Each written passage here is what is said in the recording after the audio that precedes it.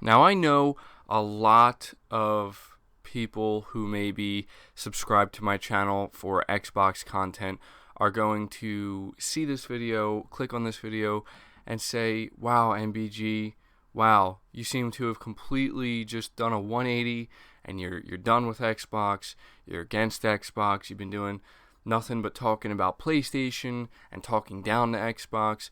And I want you to understand that no, I'm not done with Xbox, okay? It's not that serious. I know I make it seem extreme sometimes, but you have to understand it's because after spending multiple years waiting for Xbox and supporting them and kind of being on one side of the fence, now I've decided to be on both sides and see what both sides are like. I think it's just me kind of venting and expressing some of my frustrations. So when Xbox has something good worth talking about, I will be there talking about it. As of right now, the only thing that we've had to talk about recently is Xbox Live possibly going to Nintendo Switch, which is interesting, and Crackdown 3, which to me is not very interesting. But today we got, well, actually it wasn't today, it was yesterday, and we got a lot of PlayStation information. And I'm not actually going to be able to go over all of it here, but I wanted to go over some of the most important parts. And the most important part I want to highlight, there's two, and it involves games. I made a video not that long ago, I think it was just a couple days ago. A lot of people seem to really respond positively to it, and it was a very passionate video, I guess you could say, where Sony basically came out and said that they don't really believe in the cloud as much. I mean, they know it's there and they're going to pursue it, but they still see a very healthy, bright future for traditional hardware and consoles, and I really appreciated that. And I talked about it, and I talked about how Xbox is essentially taking the opposite stance. Well, you know what? Recently, Sean Layden from PlayStation, from Sony, came out and had something to say about games. And essentially what he said is that they're going to double down on making fewer but higher quality exclusive games going forward. And that's what they've been doing recently, and they've seen the success that brings, and they're going to continue to do that. Now, that is the literal opposite of Xbox's goal. If you listen to what Phil Spencer has had to say about their plans going forward with how they're going to approach game creation, it is the literal opposite. Microsoft plans to, buy a lot of, they've already been doing this, but continue to buy a lot of AA studios and have them be able to make games every 2 to 3 years on a consistent basis so they can feed these games into Game Pass. And it doesn't mean they're not going to focus on AAA experiences. I still believe they are, but I think they're going to be a lot more farther few and in between than we would like, and I think that there's a really good chance that they may not hit the quality that we would like just based off of history, what this generation has told us so far. That could change. I'm hoping for that to change, but once again, here we are, with Sony sitting here saying what I want to hear. This is exactly what I want Microsoft to do. And they're not. They're doing the opposite. Now, I'm not saying that their approach won't work or can't work with this idea that they want to be the Netflix of games, and because of that, they want to be able to pump out content very consistently, very frequently. But make no mistake about it, the gamer has spoken. They've spoken up, and they've decided which type of game they want, and they want that high-quality AAA exclusive. It doesn't just have to be single-player, but that seems to be what's working. Let's read a little bit here, though. It says, in a recent interview with CNET, SIE Worldwide Studios chairman and former SIE president and CEO, Sean Layden discusses Sony's future regarding acquiring studios as it looks to expand the types of games it produces. So that's another thing I forgot to mention, also very big. It seems that Sony is taking a page or about to take a page from Microsoft's book, and they are looking into possibly acquiring more studios, which I think a lot of people would find somewhat surprising, but also very exciting. So this is a quote. He says, "I think we've done a lot over the last 3 to 4 years to get us to a place right now where we're building fewer games per year than ever before, but we're spending more time, more energy, certainly more money on making them. The formula has worked in Sony's favor so far. We're striking on all the beats we want to, and we're getting both critical and commercial acclaim." So how does the company decide which studios to add to its arsenal? Layden mentions that the company is always looking for opportunities, and should a team or a game feel particularly meaningful and interesting, we will look to bring that in. He also discusses, and I found this very interesting, the first best must vision Sony holds for the teams when it comes to the future. So another quote, "If your title is going to be first and creating a genre, or first and creating a new game activity, let's look at that. If you're going to make an action-adventure game, it better be best in class," Layden explains. And we have the third category called must, which is we must support the platform, we must be present with new technology when it comes out. So very interesting stuff here. Now there is more news regarding Sony and PlayStation that I'm not going to focus in on in this video. Maybe I'll make another video talking about it, a shorter one. But what I really just need to focus on here is how, once again, like, Sony is showing me, and it's not just words. This is where it's really important for people to understand.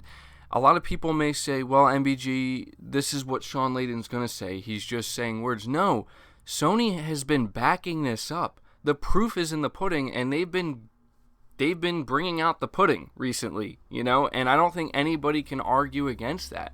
And so to hear that they're not only going to continue down this path, but they're going to double down on it, it really just, it makes me question what Microsoft is doing. Like, why Phil Spencer and Xbox seem to be on this path where it's like, we need to be different.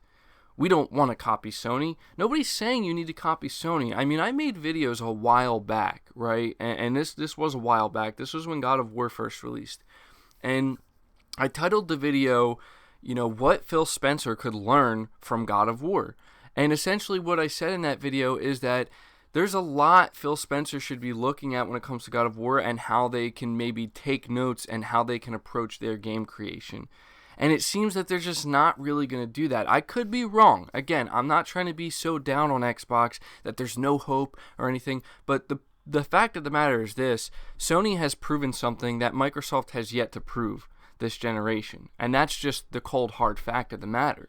And so it makes me feel a lot better when I hear Sony saying this, and I have a much easier time believing them and buying into this idea that they're going to take longer to make their games, but they're going to give it a higher budget. They're going to give it a lot more time, a lot more care. And I know we've talked at length on this channel about Microsoft's new approach to gaming, which I think they are doing better, where they want to give their studios more creative freedom. And we've heard about budget, and we've heard about, expansion and all this stuff. But again, there's two main factors here. One, Phil Spencer has said the opposite. They want to achieve the opposite of what Sony is achieving here. They want more frequency. And a lot of people are very concerned that it's going to be just quantity over quality. And that's not what the gamer wants. What gamers want, first and foremost, quality before all else. You can have as many games as you want, but if they're not high quality, nobody's going to care. Nobody's going to care. People will take one solid, high quality game a year over 10 just okay, mediocre games. I guarantee you, that's how the gamer speaks. That's what they want, and it's been proven. Sony has proven this. Now, I'm not necessarily saying that Microsoft's formula is a guaranteed failure. I'm not saying that. I've been pretty optimistic about it, but I've come to the conclusion that, especially after playing some of Sony's games recently, that Microsoft has a hell of a lot to prove here, man. And I'm starting to understand why so many people are sitting back and saying, I don't know, I'm going to have to wait and see. They're going to have to win me back. I'm beginning to really understand that. I really am. And I think that, I've said this before, the future for Microsoft is going to be very important for them to kind of prove that they're not abandoning AAA high-quality exclusive games. And the question remains, can Microsoft compete with Sony here? I don't think they can. Not anytime soon.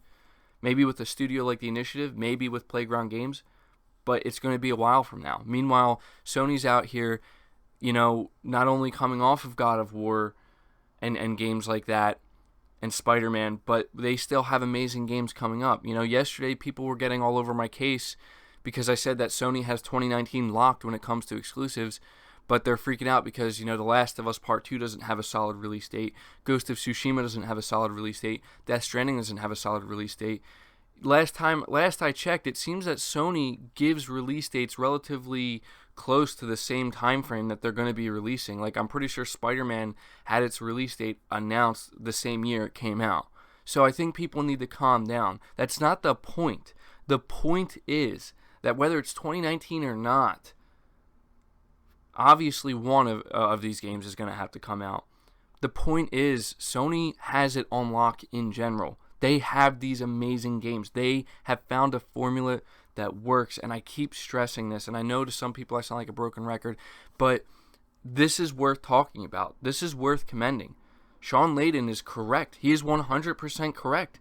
This is how they should be approaching their game creation. This is what gamers want to see, and this is what they will continue to support. Now, does that mean that every game going forward from Sony is going to be a massive hit? It's going to be on the same level as God of War? Not necessarily, no. They are still taking a risk here, because if they put this much time and effort into a game and it doesn't land as well as maybe they thought, has anybody taken a second to think, well, what if they release a big, high-quality AAA game? Like Ghost of Tsushima, I think, is a good example. Sucker Punch is a great studio, but still, this is a new thing they're tackling. What if it just isn't that great? What if it's just, humor me here, what if it's just bad? Now, that's very unlikely, but there's still a chance here, and the point I'm trying to get at is they're still taking risk. But these are the risks that gamers care about. And this is why I'm starting to understand why people were not very excited to hear about Microsoft acquiring all these studios, because it's not only the fact that, they still haven't proven anything yet and they still have a long way to go, but this mentality that they have where we want to be Netflix. We want to, be the Netflix of gaming, and we want to get games out on a really consistent basis and frequently. And if they have this idea that they're going to get a AAA quality game every couple of months because they have all these studios, that's not going to happen. That's not how it works. It's not how game creation works. I don't need to be a developer to know that. So I would like to think Microsoft is well aware of that. But to finish off this video, just acknowledging here their openness to potentially acquire more studios. You know what? I think that's great, and I think that this is a direct response to what Microsoft is doing, because Microsoft, they've been acting, and to be fair, I've kind of played into this as well, acting like they're riding high because they've been acquiring these studios, but there's no doubt that there's momentum building on Microsoft's side. It's just a matter of, is it going to land or is it going to face plant? We're going to have to wait to see. But Sony's not just going to sit idly by, and like he said here, they're always open to opportunity, and if I'm being honest, guys, I think there's a lot of studios that would be very willing to be part of Sony considering their recent success and how well they've been doing. But that's just me, purely speculating. We're going to have to wait to see what studios they may end up acquiring and they plan on acquiring. It will be interesting, but that's going to do it for the video, guys. I don't mean to be so redundant, but there's a lot of stuff going on PlayStation side. There's a lot of things going on. So I really wanted to take time to talk about this, and you guys have shown tremendous support, which does not go unnoticed, and it is greatly, greatly appreciated. So at this point, I'm going to ask you to let me know your thoughts down below. What do you think about Sean Layden's comments here? What do you think about Sony doubling down on this idea of quality over quantity? Does that sound good to you? Is that music to your ears, or for some reason does it not sound good to you? I will be interested to see what you have to say. Be sure to leave the video a like, subscribe to the channel if you're new, hit the bell notification icon as well, and be sure to share the video out on top of that, because that also really helps. But until next time, guys, take care.